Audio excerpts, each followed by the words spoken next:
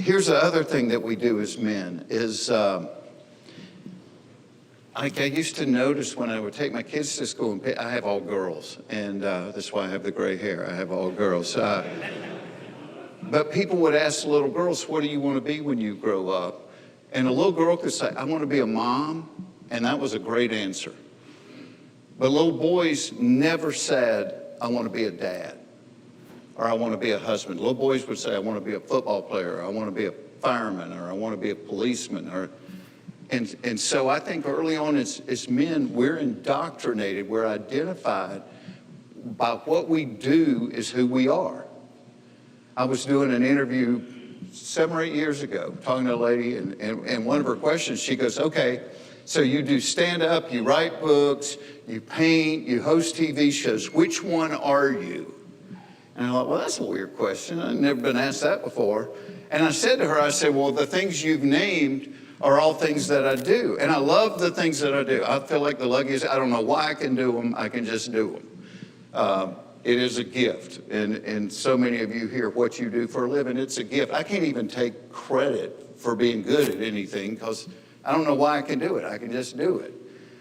But it's a gift, and I've been entrusted with it, and I'm a steward of it. I said, but those are all things that I do. Who I am is I'm a husband, and I'm a father, and I'm a brother, and I'm a son, and I'm a child of God, and I'm a person of this community. And so through the course of my life, what I do may change many, many times. Probably a lot of you folks. I mean, you've changed careers, changed jobs many, many times. Nothing wrong with that. But what I wanted was who I am to stay consistent through all of that. So they're not the same thing. And as men, we got to unburden ourselves from that what we do for a living is our identity. It's who we are. It's not. It's what you do for a living. It's what you do to make money to feed your family and to house them. And it's real easy as a man to get lost in that work thing, and you start chasing the wrong thing. And all of a sudden, you start chasing the good at the expense of the best. I am Jeff Foxworthy. It has been debated what I do. I'm a husband, I'm a dad, I'm a son, brother, child of God. I'm also a comedian and a writer and an actor. Do a lot of different things. But what I do and who I One of the things that I've learned in life, one of the things that really cripples guys is we really are scared to be authentic with each other.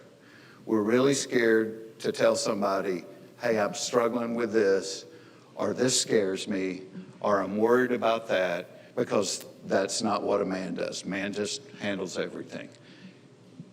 But one of the things Jesus said was, I came so you would have life to the fullest. And I think when men aren't authentic, we don't allow ourselves to live to the fullest. And so I don't want to embarrass anybody, but anybody that's not scared, raise a hand if you'll answer a question. All right, if you're not scared to answer a question. So here's the question. Why are you here? What's your name first? Jake McCluskey. Jake, nice to meet you. Where are you from? North Atlanta. North Atlanta. Peachtree Corners. Okay, boy, you came a long way. So Jake, why are you here? I heard you were speaking. Okay. I got invited by these two guys and thought it'd be a nice networking opportunity and hear a little bit about the Lord. Yeah, nice networking opportunity. And your wife will give you a kitchen pass for something like this, right? Yeah. Yeah. And you get a free beer out of the deal, so that ain't bad. Somebody else, why are you here tonight? Yes, sir. Doc Holliday. No, it's not. That's your name? Doc Holliday? You're my huckleberry. That's awesome. So I'm here with my small group.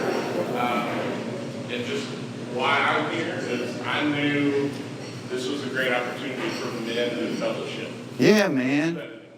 So Spent the last 40 years really working to be a great human doing. human doing. And as I am, approaching the idea of retirement, I'd love to hear your ideas for how to be comfortable as a human being. God, that's such a great question. And for men, a human doing.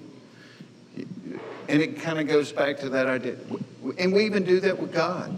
I'll do for you. I'll get up and go, God, I'll get up at 5 o'clock. I'll go to the mission. I'll do this for you. I'll do this for you, do this for you. He goes, that's great, but I'm going to love you the same whether you get up and go to the mission or not. That's who I am. Here's the thing, and I don't know, maybe some of you older guys hit this. There was part of COVID that was wonderful, because what COVID taught me is, and this is what I think, this is one of my few good quotes. I think wisdom is knowledge plus scars. It's things you've learned, but it's also holes you've stepped in. A lot of us, Crawford Loritz used to say, experience is not always the best teacher, but it's the only school a fool will attend. I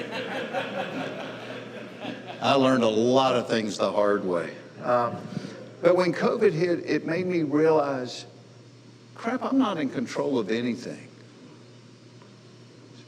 There's a bat in China that has caused the whole world to come to a screeching halt. I didn't get to be on stage for over 2 years. I'd never gone longer than 2 weeks without going on stage. 2 years without doing stand-up. I didn't travel anywhere. You guys didn't travel anywhere. We were scared. We were stuck in our house. We're wearing masks to go to the grocery store. And you realize one little bat in China did that. And I went, crap, we think we're in control.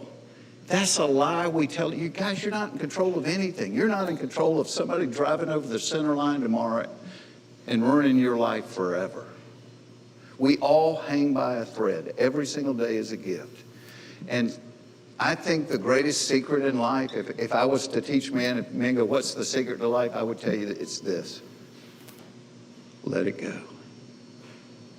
And I physically do that in the car. I did it this afternoon in the car. Somebody almost pushed me off the road trying to merge with me. Never slowed down, just it's either I'm going to hit you or you're going to hit the brakes and let me in. And I got pissed off. And I physically sit there in the car and I go, let it go. Not gonna matter in 30 minutes, let it go.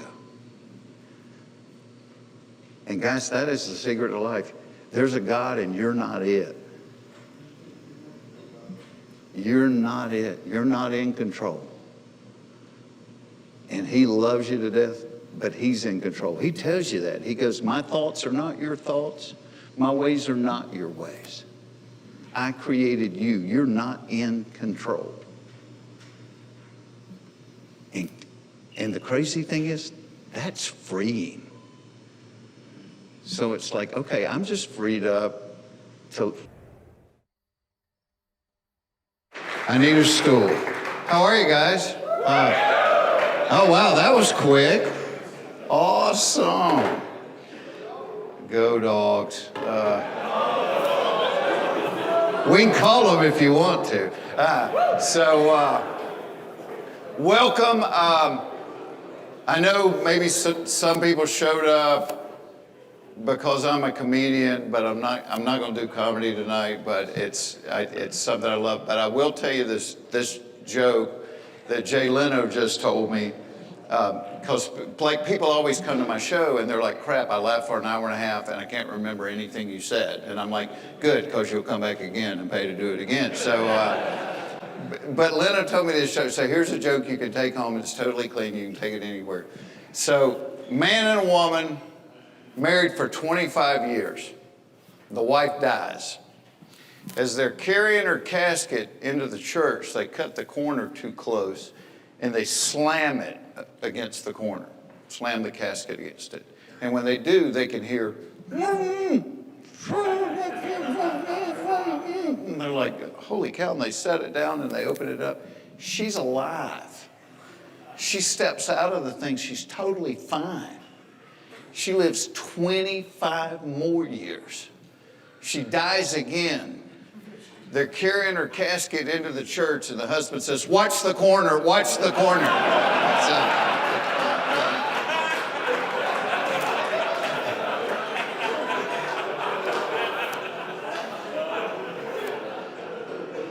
Yeah, don't think I can do 25 more. So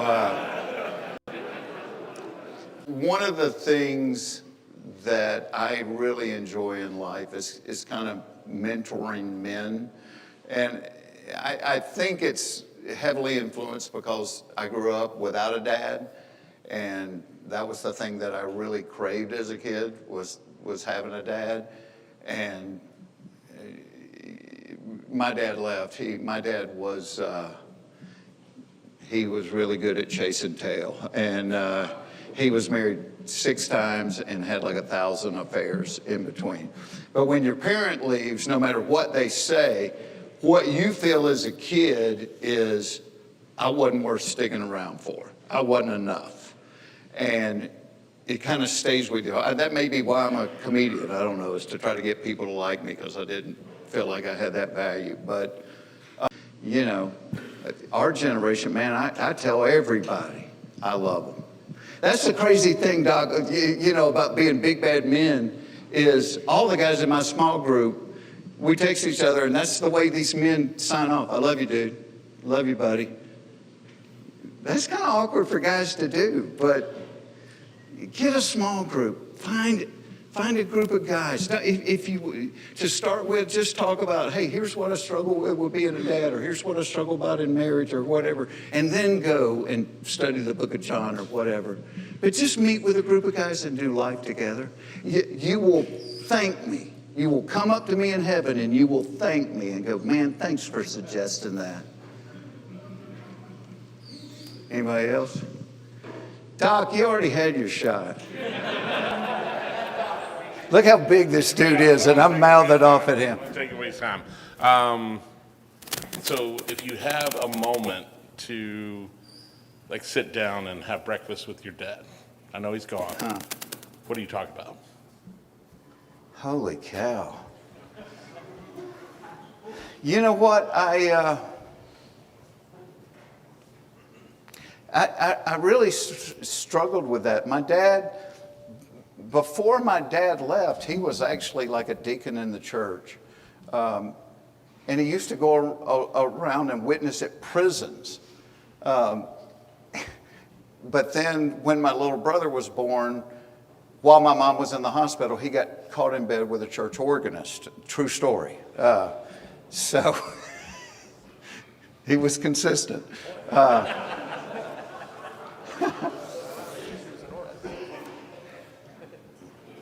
You know, there were so many things because of the way that he lived his life and that I struggled with. He died in a car accident, got hit head-on by a truck in 1999.